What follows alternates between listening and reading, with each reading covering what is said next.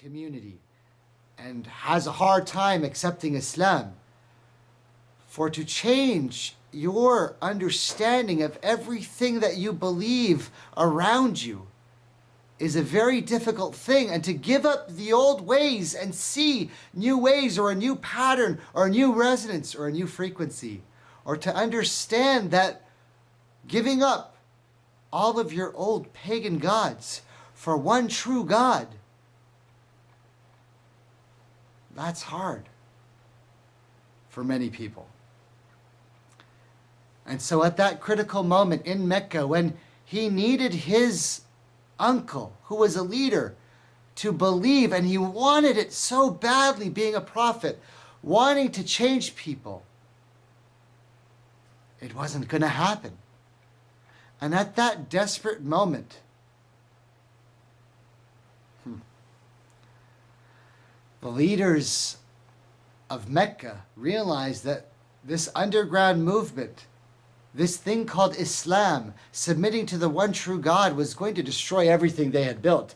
They had created pagan rituals for every day of the week and every day of the year, and gods and rituals, and it was such a marketing business that why destroy the system? I mean, we've got caravans coming in and trade and business and rituals, and business is flourishing and thriving.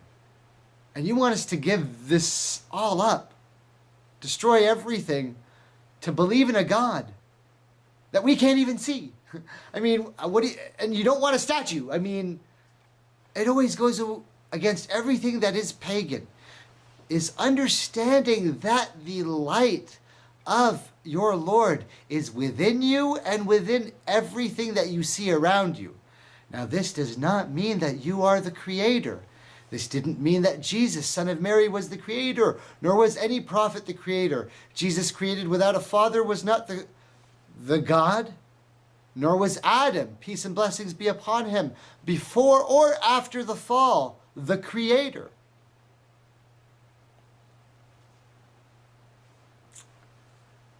And so Muhammad, peace and blessings be upon him, goes through hard times. And in this critical moment, his uncle and the leaders of Mecca gather to give him the offer, to make him the offer he can't refuse, right? A little pop culture reference there, since we're going to have some fun with this. They come to him and tell him the story. Look, you want to be a king? We'll make you the king. You want to be the mayor of the city? We'll make you the mayor of the city. You want the keys to everything? You want it to be so that no decision is made without your approval? We'll do it. You want the money and the riches? We'll give you what we have. We'll make you in charge of everything. You want the most beautiful women? They're yours. Tell us what you want, and it's yours. But don't make us give up everything we have for this idea of one true God and this belief that we're supposed to have that everything has meaning and you're a messenger.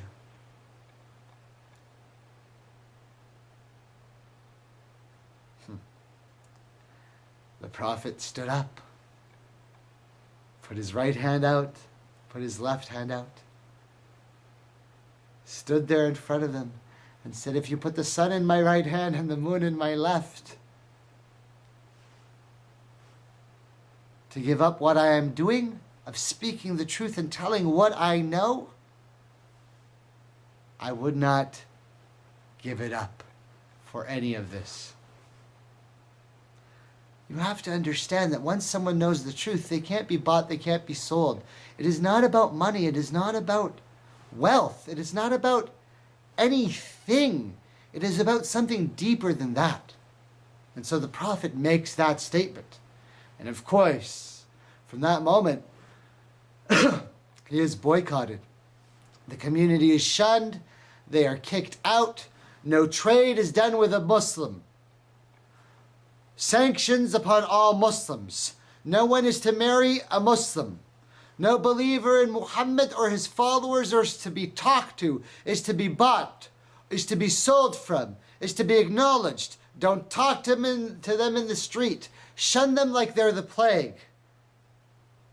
And the truth of oneness, of belief, of light versus dark is smashed from the very beginning.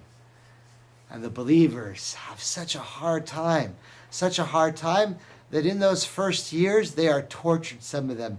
They are beaten. Some of the wives and the women who accept Islam are kicked out of their homes. Businessmen go poor. People are forced to stay in their homes. They leave Mecca. They are shunned from the city and are forced to live in the desert.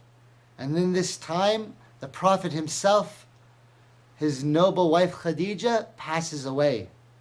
Many of the believers had a very hard time. These are the early believers who believed from the beginning when it was unpopular to believe, when it was before common knowledge, when it was before everybody saw the changes with their eyes, when it was hard to know the truth.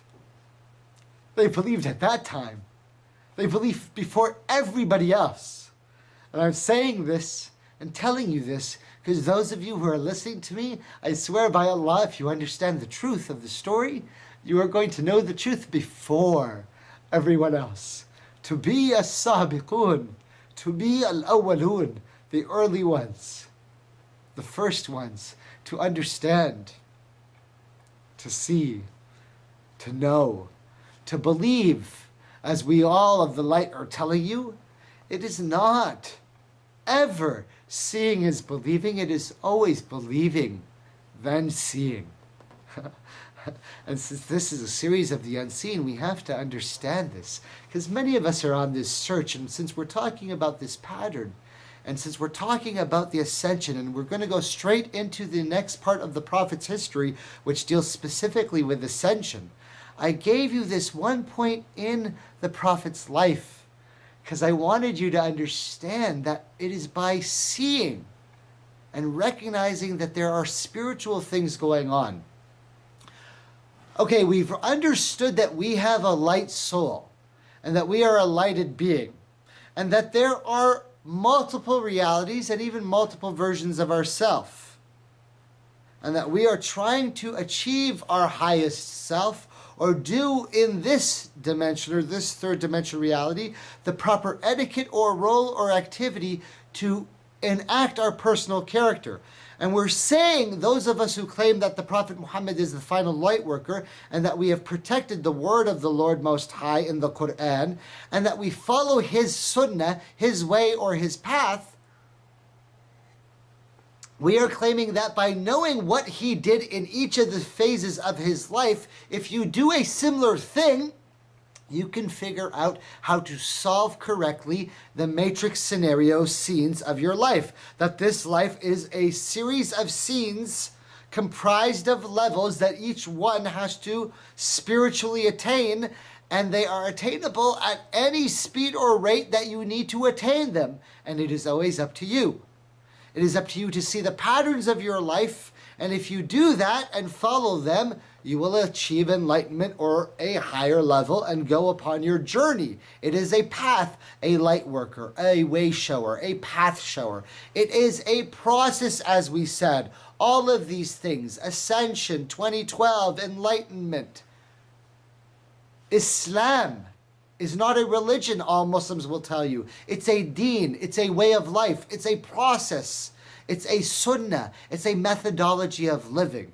And so, you have to understand, those of you who are trying to achieve this state of enlightenment of your soul, to ascend.